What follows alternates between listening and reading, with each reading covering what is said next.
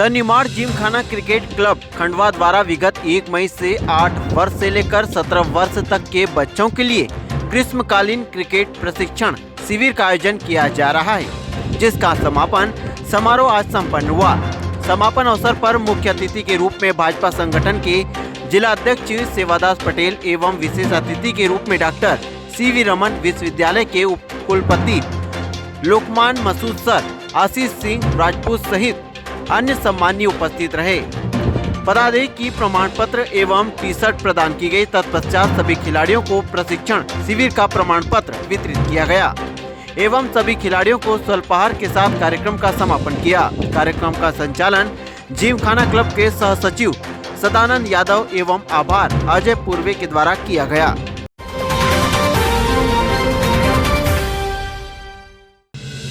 खंडवा नगरीय निकाय चुनाव जिस प्रकार नजदीक आते जा रहे हैं, वहीं टिकट मांगने वाले उम्मीदवारों की लंबी कतार पार्टी कार्यालय के बाहर देखने को मिलती है। कुछ उम्मीदवार तो अब शक्ति प्रदर्शन करने पर उतारू हो चुके हैं। कौन कितने लोगों को लेकर आता है और नारेबाजी करता है, वही अपना शक्ति प्रदर्शन दिखाकर भारतीय जनता पार्टी से टिकट की उम्मीदवारी कर रहे कुंडेश्वर वार्ड क्रमांक 24 से धर्मेंद्र कुमार पासी ने आज बीजेपी कार्यालय के सामने महिलाओं पुरुष बच्चों को लाकर जमकर शक्ति प्रदर्शन किया। उम्मीदवार धर्मेंद्र कुमार ने बताया कि मैं अनुसूचित जनजाति मोर्चे का प्रभारी हूं। अनारक्षित सीट इस बार हमारे समाज के उम्मीदवार को टिकट मिलना चाहिए, अभी तक नहीं मिला। इसे लेकर समाज के लोग और वार्ड के लोग बीजेपी कार्यालय के सामने आकर शक्ति प्रदर्शन कर रहे हैं। वहीं भारतीय जनता पार्टी जिसे भी उम्मीदवार बनाएगी, हम उसे जिताएंगे, पार्टी के लिए काम करेंगे। साथ ही उन्होंने कहा कि हमारी पार्टी से एक मांग है कि योग्य उम्मीदवारों को, जो समाज के लिए कार्य कर रहा है, जो जनता के लिए कार्य कर रहा है, उसे उम्मीदवार बनाए जो भारी मतों से विजयी हो सके।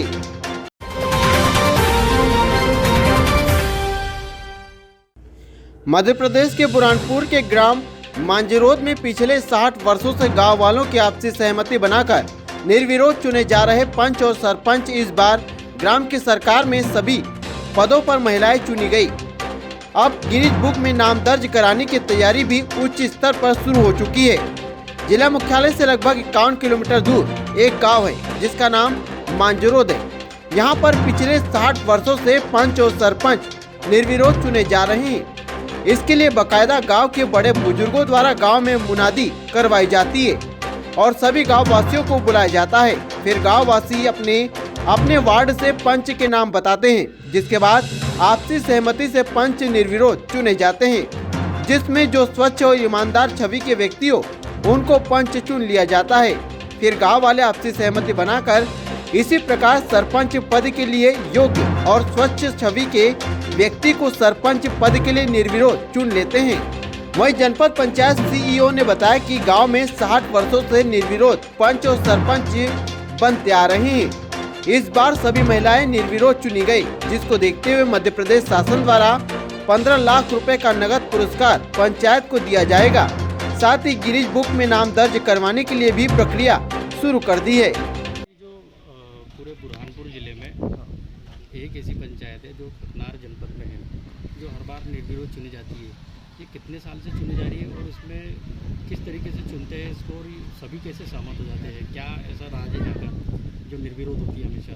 यहाँ पे राज तो क्या है वो हम नहीं बता सकते कि हमारे पहले के जो हमारे बुजुर्ग थे, जो बुजुर्ग हमारे दादाजी काका जी वगैरह लोग थे, ये पहले से ही आपस में बैठ के, जैसी पटेल की परंपरा होती थी गाँव में पटेल चुनने की, तो पटेल चुनने में सार्वजनिक सब लोग के सब बैठ जाते थे और बोलते थे भी फलाना व्यक्ति जो अच्छा काम करता है उसको चुनते थे भी फलाने व्यक्ति को पटेल बनाया तो गांव का काम बहुत अच्छा करेगा। तो उसी तर्ज पे जैसा देश आज़ाद हुआ उसके बाद में ऐसी परंपरा चली होंगी, हमने तो नहीं देखी, हम तो छोटे हैं। तो हमारे वरिष्ठों ने, हमारे बुजुर्गों ने वो पटेल की जो चुनाव करने की प्रक्रिया थी उसी प्रक्रिया तहत सरपंच बनाना, मेंबर बनाना, तो गाँव के लोग बैठ के सहमत होके बोले इस बार ये 5 साल का मौका रहता है, बोले व्यक्ति बहुत अच्छा काम करता है गांव के अंदर, सच्चा है, ईमानदार है, तो इसको अपन सरपंच बना देते हैं।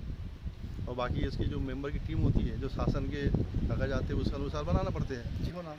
और सरपंच को किस तरीके से चुनते हैं? सरपंच के वैसा ही कि सरपंच है, फिर हम पहले पूछते हैं कौन कौन दावेदार बताओ भाई, तो 2-4 नाम आते हैं कि भाई वो बोलता मैं भी सरपंच बनना चाहता हूँ, वो बोलता मैं भी बनना चाहता हूँ। तो फिर हम गाँव वालों से पूछते कि भाई ये देखो 4-5 नाम है, अब सब लोग बताओ कौन किसको बनाना चाहिए। तो फिर सब लोग जो आवाज़ देते हैं कि भाई फलाने को बना दो, फिर हम खुद खड़े होकर फिर बोलते भाई देखो ये फलाना नाम है गाँव वाले, सब लोग बोल रहे हैं ये सबको मंजूर है, बोला हाँ हमको मंजूर है। इसका आधार कुछ देखते हैं। अब वो तो थोड़ा कचरा वचरा उड़ता तो वो नाले में तो जाता ही है। ठीक है, ठीक है, बात समझ गए। लेकिन कुल मिला के अच्छा है, अच्छा ये सबसे सारी अच्छा सुविधाएं है, हैं। सबसे अच्छा है कि कहीं चुनाव में वो बढ़िया अपना प्रेम भाव से रहे, मस्त रहे, कोई झगड़े नहीं झांसे नहीं तो भाई भाई के गले काटता है। सही है, चुनाव में भाई भाई के गले काटता है, काट रहे कि नहीं। पार्टी रहे। सही है। फिर कब से सुन रहे हैं निर्विरोध?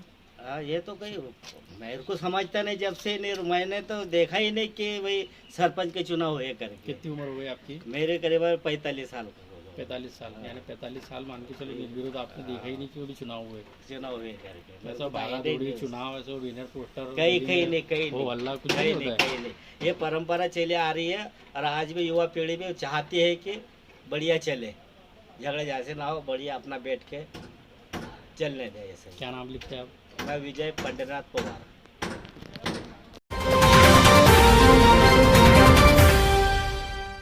ग्राम टेमी में शॉर्ट सर्किट की वजह से एक मकान में आग लग गई, जिससे घर में रखा सारा सामान जलकर खाक हो गया। साथ ही खाने की जितनी भी वस्तुएं थी वो भी आग की चपेट में आ गई।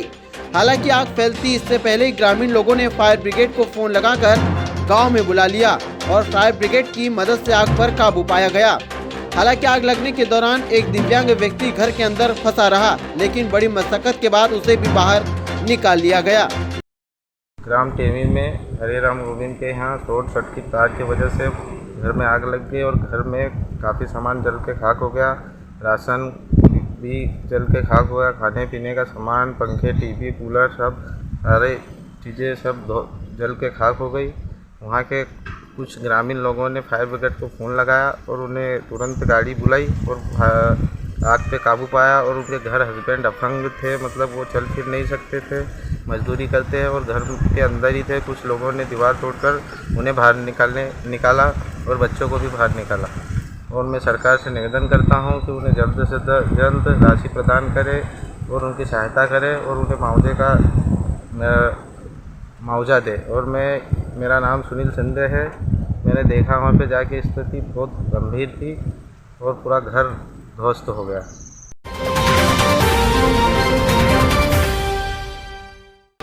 मध्य प्रदेश के बैतूल में एक 8 साल पुराने गबन के मामले में पूर्व क्रिकेटर नमन ओझा के पिता विनय कुमार ओझा को पुलिस ने सोमवार को गिरफ्तार कर न्यायालय में पेश किया, जहां से उन्हें एक दिन की पुलिस रिमांड पर लिया गया। 2014 में बैंक ऑफ महाराष्ट्र में 1.25 करोड़ के गबन मामले में 10 आरोपियों के खिलाफ मामला दर्ज हुआ था। इस मामले में पुलिस ने 5 आरोपियों को पहले ही गिरफ्तार कर लिया था। आरोपी विनय कुमार ओझा 8 साल से फरार थे। पुलिस ने मंगलवार को न्यायालय में पेश किया, जहां से उन्हें जेल भेज दिया। नम्रता सुंदिया का कहना है कि 2014 में गबन का मामला दर्ज हुआ था, जिसमें 10 आरोपी बनाए गए थे। इसमें ये जो आरोपी था ये सहायक प्रबंधक के रूप में उस समय कार्यरत था बैंक ऑफ महाराष्ट्र में। क्या नाम है इनका? आरोपी का नाम विनय ओझा है। क्या ये क्रिकेटर नमन ओझा के पिता हैं? जी हाँ, जो जानकारी है उस अनुसार ये नमन ओझा जो क्रिकेटर है उनके पिता है। कितना गबन का मामला था, कितनी राशि का? लगभग 1.25 करोड़ की राशि का गबन का उस समय मामला दर्ज किया गया था और इन्होंने जो ये आरोपी है विनय ओझा, इनकी आईडी का प्रयोग करके कुछ रुपयों का ट्रांसफ़र किया गया था, जिससे कि इनको आरोपी बनाया गया था। मैम इसमें पहले कितने आरोपी गिरफ्तार हुए? पूर्व में 6 आरोपी गिरफ्तार हो चुके थे। कुछ आरोपियों के साक्ष्य न होने से उनको पृथक किया गया है और कुछ आरोपियों, इसमें से एक आरोपी की मृत्यु हो गई। इस तरह 9 आरोपी पूर्व में ही निराकृत किए जा चुके थे। ये आखिरी जो बहुत समय से, लंबे समय से फरार था, इसे मुल्ताई पुलिस द्वारा पकड़कर इनको माननीय न्यायालय पेश किया गया। 1.25 करोड़ का गबन? जी बिल्कुल, 1.25 करोड़ का लगभग गबन।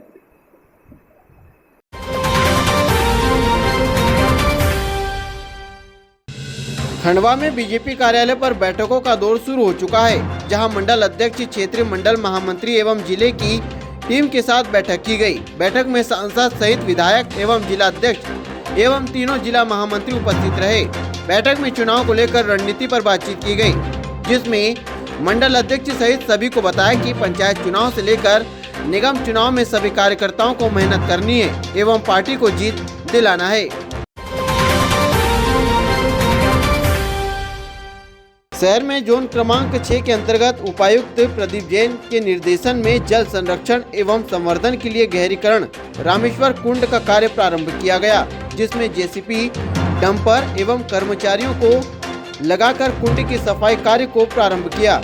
इस कार्य के निरीक्षण हेतु प्रदीप जैन, उपायुक्त प्रभारी स्वास्थ्य अधिकारी मनीष पंजाबी, जोन प्रभारी भुवन श्रीमाली उपस्थित रहे।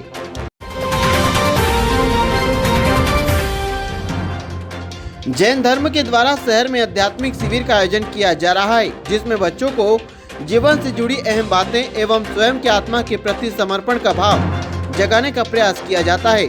साथ ही बच्चों के भविष्य को अच्छे मार्ग पर जाने की प्रेरणा दी जाती है। आध्यात्मिक शिविर के माध्यम से यह प्रेरणा दी जाती है, जिसमें बच्चों का सर्वांगीण विकास हो सके। मेरा नाम आत्मार्थी प्रज्ञा गंगवाल है और मैं बच्चों को 3rd लेवल में गिनती, आध्यात्मिक गिनती के साथ उन्हें डिटेल में बता रही हूँ। किस प्रकार का शिविर चल रहा है और किस प्रकार की? ये शिविर आध्यात्मिक शिविर है और इसमें बच्चों को ज्ञान की गंगा बहाई जाती है यहाँ पर और इन्हें ज्ञान की शिक्षा दी जाती है जो इन्हें लाइफ टाइम यूज़ में आती है। किसका शिविर चल रहा है? ये शिविर जैन धर्म का है, जिसमें हम अपनी आत्मा का कल्याण करने आते हैं, किसी और की आत्मा का नहीं।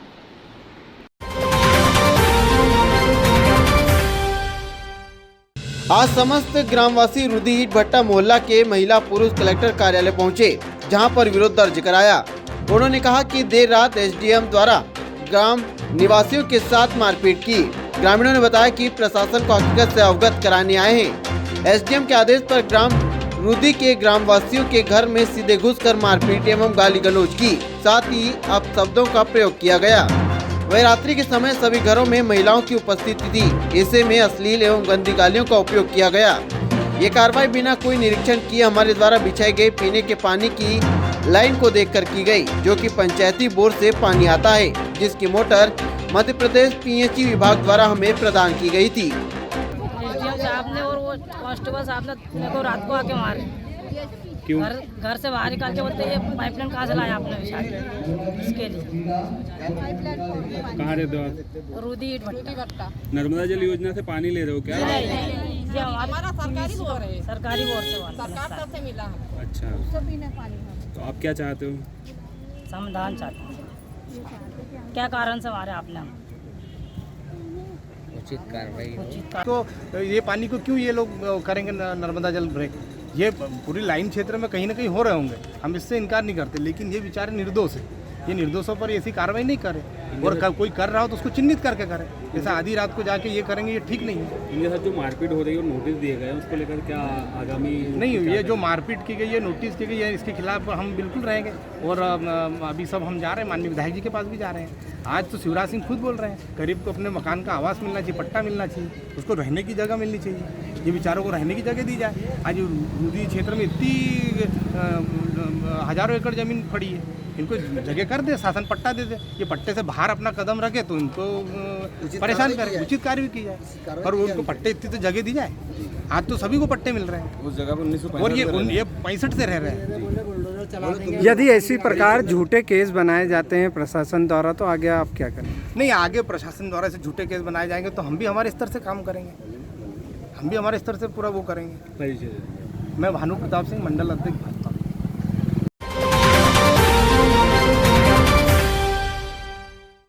बड़वानी पुलिस अधीक्षक दीपक कुमार शुक्ला कल रात अचानक निरीक्षण के लिए बड़वानी अनुभाग अंतर्गत 3 थाने जिसमें बड़वानी, सिलावत व पाटी पहुंचे। वहीं रात्रि में थानों की व्यवस्थाएं देखी गई। एसपी दीपक कुमार शुक्ला ने बताया कि रात में थानों पर रात्रिकालीन व्यवस्थाओं का जायजा लेने के लिए आकस्मिक निरीक्षण किया गया, जिसमें कई कमियां पाई गई। पाटी थाने में संभागीय गश्त समय पर रवाना नहीं होने से शोकाज नोटिस दिया जा रहा है। वहीं पाटी रात्रिकालीन ड्यूटी पर तैनात एक पुलिसकर्मी सोता हुआ नजर आया, जिससे निलंबित किया गया। वहीं बड़वानी में एक हेड कांस्टेबल अपनी तैनाती स्थान पर नहीं होने के चलते निलंबित किया गया। थाना सिलावत में रात्रिकालीन गश्त के लिए पर्याप्त बल नहीं मिला, जिससे थाना प्रभारी को शोकज नोटिस जारी किया जा रहा है। इसी तरह जिले में अन्य स्थानों पर भी आकस्मिक निरीक्षण किया जाएगा, जिससे पुलिसिंग जो भी कमियां हो या लापरवाही हो उन पर कार्रवाई की जाए। देखिए, जो हमारी रात्रिकालीन पुलिसिंग व्यवस्था होती है, थाने की व्यवस्था है, वहाँ पे अधिकारी कर्मचारी ड्यूटी पे तैनात हैं कि नहीं, रात्रि गश्त की क्या स्थिति है, इन सब को देखने के लिए कल मेरे द्वारा ज़िले का जो हमारा बड़वानी अनुभाग है, इसके तीनों थाने पाटी, सिलावद और बड़वानी का आकस्मिक निरीक्षण रात में किया गया 12 बजे से 3 साढ़े 3 बजे के बीच में। और इसमें मूलतः ये प्रयास था कि जो हमारे अधिकारी हैं वो अपनी ड्यूटी पर उपस्थित रहें, थाने पर प्रॉपर बल डिप्लॉय रहे और जो हमारी रात्रि गश्त की पार्टियां हैं बराबर ड्यूटी करें। 12 से 5 का जो हमारा समय रहता है, इसमें कुछ कमियां भी हमको मिली, जैसे कि पाटी थाने में समय से जो संभागीय गश्त प्रभारी थे रवाना नहीं हुए, तो उनको शोकॉज इशू किया जा रहा है, उनसे हम जवाब प्राप्त कर रहे हैं। इसी तरह से एक हेड कांस्टेबल जिसकी तैनाती थी वो रात में हमें सोता हुआ पाया गया, तो उसको हम निलंबित भी कर रहे हैं वहाँ से। इसी तरह बड़वानी में गश्त चेकिंग के दौरान एक प्रधान आरक्षक जिसको एक पॉइंट पे होना चाहिए था, वहाँ से अनुपस्थित पाया गया, उसको भी हम निलंबित कर रहे हैं। इसके अलावा सिलावद में भी जो बल डिप्लॉय होना चाहिए था, उतना बल नहीं भेजा गया था गश्त के लिए, इसके लिए भी हम थाना प्रभारी का स्पष्टीकरण ले रहे हैं। तो आगे भी लगातार इस तरह के हमारे सरप्राइज इंस्पेक्शन चलते रहेंगे और प्रयास रहेगा कि रात्रिकालीन पुलिसिंग व्यवस्था को हम बेहतर कर सकें।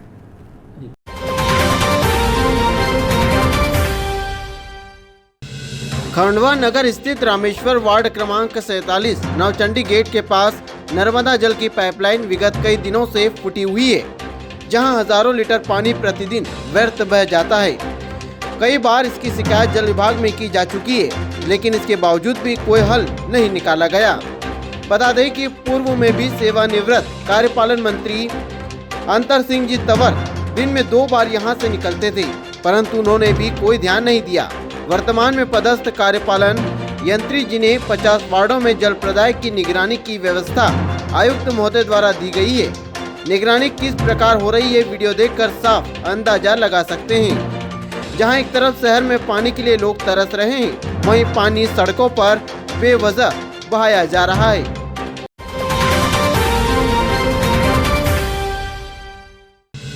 ग्राम बोरगांव बुजुर्ग में त्रिस्तरीय पंचायत चुनाव को लेकर बनाए सेक्टर केंद्र पर सोमवार को नामांकन आवेदन जमा करने के अंतिम दिन भीड़ देखी गई। सरपंच और पद के दावेदारों की लंबी लाइन लगी। इधर अधिक भीड़ होने पर पुलिस को मोर्चा संभालना पड़ा। साथ ही अधिक भीड़ होने के कारण बहस होने से अधिकारियों ने आवेदन जमा करने आए दावेदारों को टोकन बांटे। बता दें कि बोरगांव सेक्टर केंद्र पर 10 पंचायत के सरपंच और पंच पद के दावेदार आवेदन जमा करने पहुंचे हैं।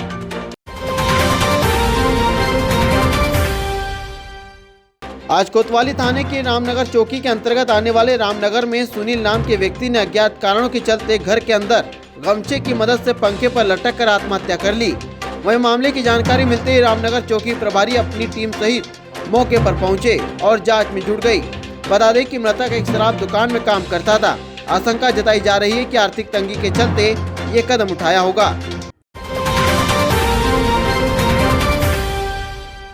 बंधाना थाना की डायल 100 देर रात शाम ग्राम नानाखेड़ा एक शिकायत पर पहुंची। नानखेड़ा से डायल 100 में सवार आरक्षक सुखराम गौतम और पायलट राकेश भोले फरियादी दंपति को लेकर थाना लौट रहे थे। इसी दौरान अज्ञात कारण के चलते असंतुलित होकर डायल 100 एक पुलिया से नीचे गिर गई और हादसे का शिकार हो गई। अच्छी बात यह रही कि हादसे में कोई गंभीर रूप से घायल नहीं हुआ और सवार सभी लोगों को मामूली चोटें आईं। हादसे में डायल 100 क्षतिग्रस्त हो गई। देर रात पुलिस कर्मियों ने पुलिया में गिरी डायल 100 को जेसीबी मशीन से बाहर निकालने की प्रक्रिया की।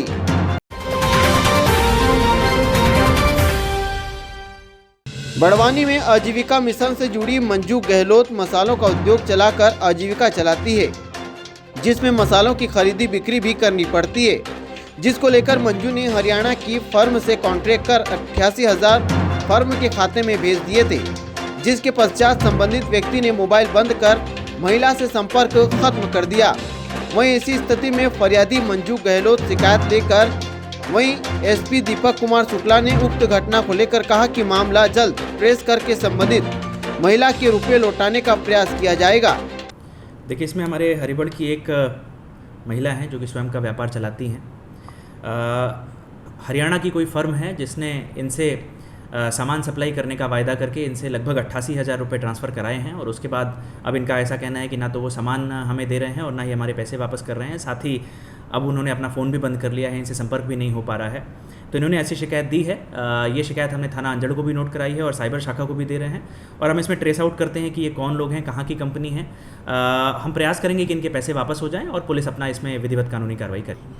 देखिए, ऑनलाइन फ्रॉड में जैसा मैं हमेशा कहता हूँ, बहुत ही सिंपल चीज़ें हैं। इस केस में भी जैसा हमें देखने में आ रहा है कि एक अज्ञात अपरिचित व्यक्ति को पैसे ट्रांसफ़र कर दिए गए खुद से ही। तो हमें यही काम नहीं करना है। हम एक तो अपने पैसे खुद से कहीं ट्रांसफ़र ना करें, और अपना जो हमारा गोपनीय जानकारी है, OTP है, पिन नंबर है, कार्ड की डिटेल है, बैंक अकाउंट की डिटेल है, ये किसी को ना बताएं। किसी भी अनजान अपरिचित व्यक्ति से हम कोई भी ऐसा फाइनेंशियल वित्तीय लेन देन ना करें। अगर हम इतना नहीं करते हैं तो मेरे हिसाब से ऐसा कोई भी हमारे पास केस आएगा नहीं। लेकिन लोग कुछ ना कुछ कहीं खुद से ऐसी मिस्टेक कर देते हैं कि वो उनके जाल में या लोभ लुभावने ऑफर्स में या उनके फ्रॉड के जाल में फंस जाते हैं, अपनी निजी जानकारियां साझा कर देते हैं या खुद से पैसे ट्रांसफ़र कर देते हैं। तो हम अगर ये ना करें तो मुझे लग रहा है कि काफ़ी हद तक हम फ्रॉड से बच सकते हैं। क्या नाम आपका? मेरा नाम मंजू गहलोत है और मैं हरिबड़ में रहती हूँ। इसकी आपकी सहायता किस लिए आई? हमारे साथ हल्दी खरीदी हमने, उसमें थोड़ा सा मतलब गड़बड़ हो गया है।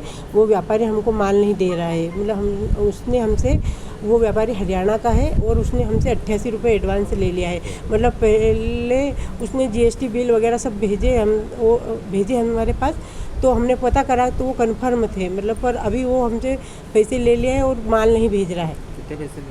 88,000 रुपये एडवांस मांगा है उसने, तो हमने दे भी दिए उसे। और हमारा 6 टन का सौदा था उससे। पहले भी लेता था क्या आपसे? नहीं, पहली बार उससे हम लोग क्या, पहले हमने उससे सैंपल मंगवाया था और सैंपल उसने भेजा, सैंपल हमको अच्छा लगा और भाव भी अच्छा था, तो हमने उससे डील हुआ था हमारा। उससे संपर्क कैसा हुआ? उससे संपर्क हमारा फ़ोन के जरिए हुआ था, फेसबुक के जरिए। आपने अब शिकायत कहाँ की? हमने अभी कलेक्टर साहब से मिले हैं और SP सर से भी मिल के आए हैं, और हमने अंजेड थाने में भी हमने आवेदन दिया हुआ है। क्या चाहते हो आप? हम ये चाहते हैं कि हमारे साथ इंसाफ हो और कोई लोग मतलब ऐसे उनके साथ तो फ्रॉड ना हो।